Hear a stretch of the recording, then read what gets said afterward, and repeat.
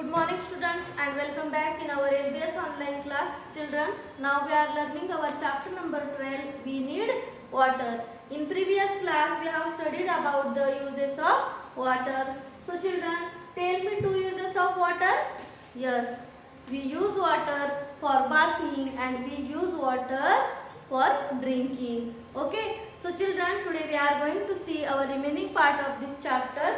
So here is given Davis time. Okay, so first open your science textbook and listen carefully. So here is given Davis time. So in this time here is given question. We use water for many activities. Write the names of the activities given below.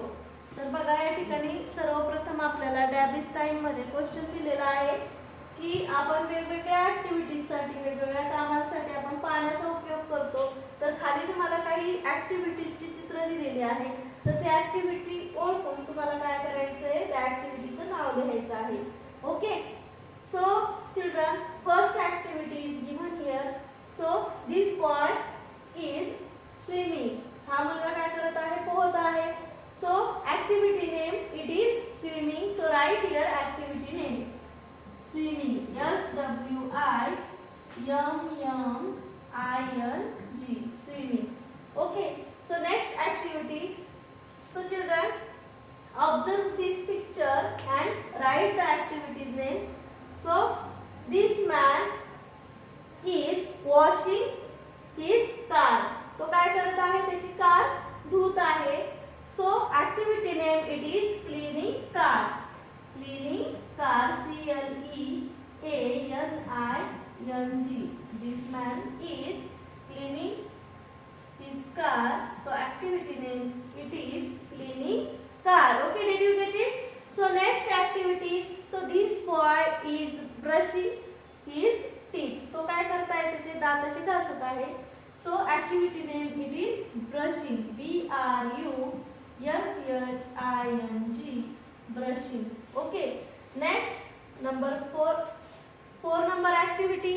So children, this woman is washing her floor. ती काय करत आहे, तिच्या घरातील जी फरशी आहे तर ती वॉश करत आहे, धुत आहे, पुसत आहे. So this activity name it is mopping. MOPPING,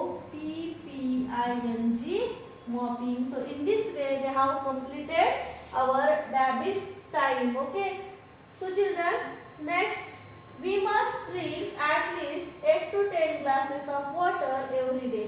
तर बघा ही जी ऍक्टिव्हिटी आहे ती आपण कंप्लीट केलेली आहे. नंतरचा जो टॉपिक आहे तो आता आपण अभ्यासत आहोत. तर बघा मागील तासामध्ये आपण पाण्याचे उपयोग शिकलो होतो. So we must drink at least 8 to 10 glasses of water every day. तर बघा आपण प्रत्येक दिवशी म्हणजे दररोज आपण किती ग्लास पाणी प्यायला पाहिजे, तर 8 ते 10 ग्लास पाणी आपण दररोज पिलं पाहिजे. At home we get water from taps. आणि आपण जे पाणी पितो तर ते पाणी आपल्याला घरी कुठून मिळतं, तर बघा जे नळ आहे, टॅप्स म्हणजे काय, नळ. तर आपल्या घरी काय होतं की नळांद्वारे पाणी येतं आणि ते पाणी आपण पिण्यासाठी वापरत असतो. त्याच पद्धतीनं काही जणांच्या घरी बोरवेल असतात. मग सगळेजण कोणी बोरवेलचं पाणी, कोणी नळांद्वारे येणारं पाणी, कोणी मग विहिरींमधलं पाणी, असं वेगवेगळ्या ठिकाणून येणारं पाणी आपण पिण्यासाठी वापरत असतो. We should use this water with care. आणि हे जे नळांद्वारे येणार आहे किंवा जिथून कुठून आपण पाणी आणतो आणि ते पिण्यासाठी आपण वापरतो, तर ते पाणी आपण काय केलं पाहिजे, काळजीपूर्वक वापरलं पाहिजे. We should use this water with care. तर हे जे पाणी आहे ते आपण कसं वापरलं पाहिजे, काळजीपूर्वक वापरलं पाहिजे.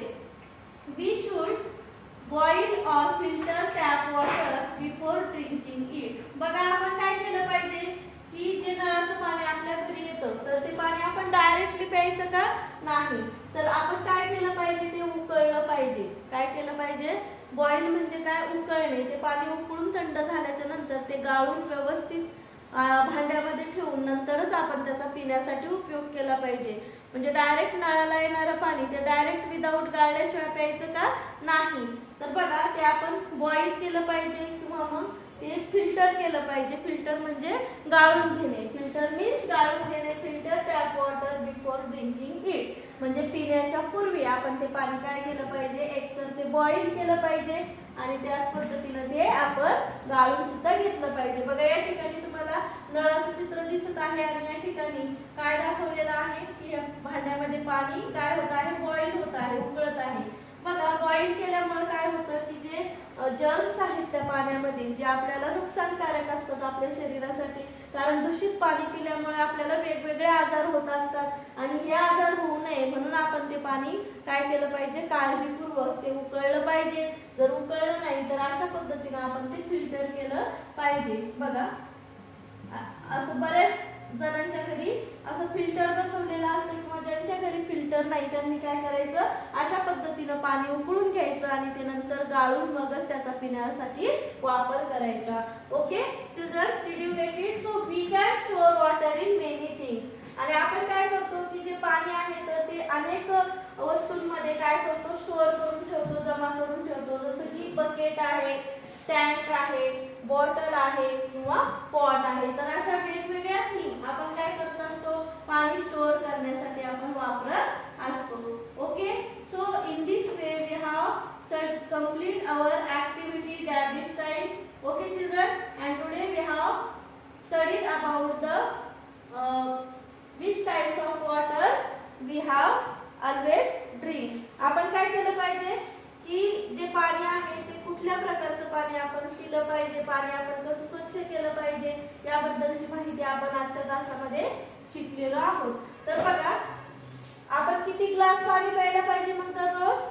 Yes 8 to 10 glasses of water आपण काय केले पाहिजे, ड्रिंक केले पाहिजे.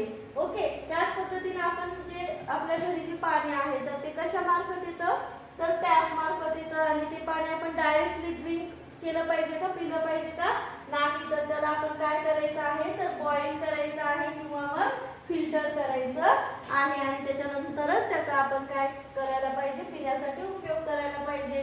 त्याच पद्धतीने आपण आज काय शिकलो की आपण काय करतो की वेगवेगळ्या वस्तूंमध्ये पाणी स्टोअर करून ठेवतो, म्हणजे जमा करून ठेवतो, साठवत असतो. स्टोअर करणे म्हणजे काय, साठवणे. मग कोणकोणत्या वस्तू आहेत पाणी स्टोअर करण्याच्या, तर बकेट आहे, त्याच्यानंतर टँक, बॉटल आणि पॉट.